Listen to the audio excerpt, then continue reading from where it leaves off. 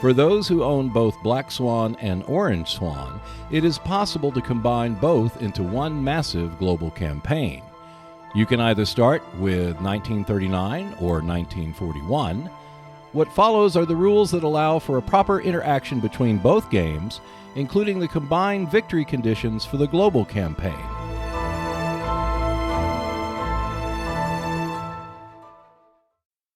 The rules changes for playing the global campaign is rather minimal. Only a relatively few number of points need to be addressed when combining both Black Swan and Orange Swan into one global campaign. Beginning in the winter of 1942, the US and UK, or Commonwealth player, may transfer units from one theater to another during the production phase. This transfer costs 5 production points from each theater, so 10 production points overall for a single unit. You pay the transfer cost after the reinforce unit step. The units are transferred at the end of the production phase. Only one unit per Allied turn can be transferred. All transferred units must be at full strength.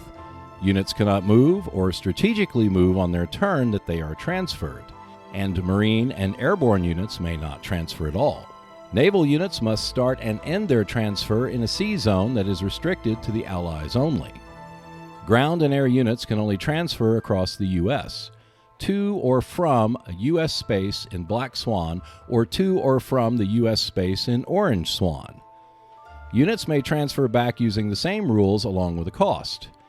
Units that are destroyed after the transfer go back into the force pool of their original theater. Once they are rebuilt, they may be transferred again at an additional cost. It should be noted that transfer does not cost strategic movement points. Plus, units may not transfer between sea zones of the same game.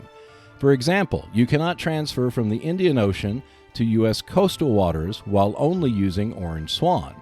U.S. forces will enter on the fall 1941 turn in Orange Swan, but not until the winter 1942 turn in Black Swan.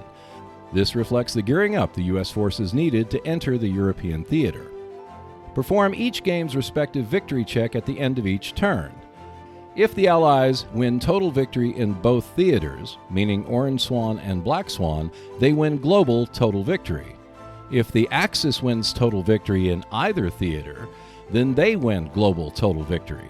The Axis achieve an Axis marginal victory if the war extends past the fall 1945 turn with no global victory achieved by either side.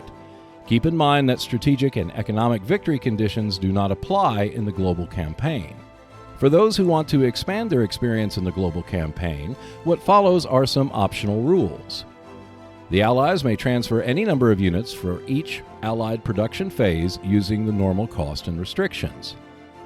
You may move, engage, or strategically move transferred units on the turn of their transfer. You may strategically move from the theater that they had just arrived. Transferred units that are destroyed may enter the force pool, be rebuilt at a normal cost, and do so in the theater either where it was destroyed or in its original theater, your choice. Before spring 1941, Japan may designate up to 4 ground and/or air units from their starting setup for a limited attack on the Soviet Union.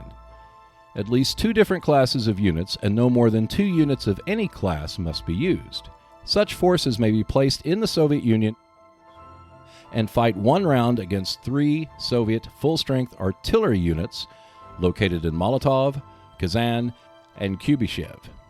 The terrain is clear, the Soviets are defending, and unopposed hit bonuses apply, but not surprise bonuses. Neither side can retreat. After the round, replace the units involved to their original starting locations at their newly reduced strength. If they are destroyed, move them to the force pool. Any losses means the units cannot be reinforced or rebuilt until the summer of 1941 for the Soviet Union and winter of 1942 for Japan. When Japan enters the war, Germany provides 1 production point per Axis production phase to Japan. This will reduce Germany's production points accordingly. This reflects the historic exchange of strategic materials and technology between the Axis powers. The Axis may set up a higher production point limit, but once it's set, it cannot be changed.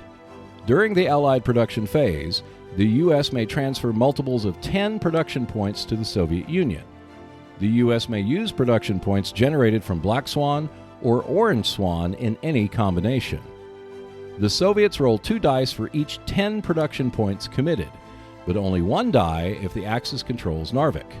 The Soviets will receive the number of production points rolled, so if an 11 or 12 is rolled, that's how many points they will receive.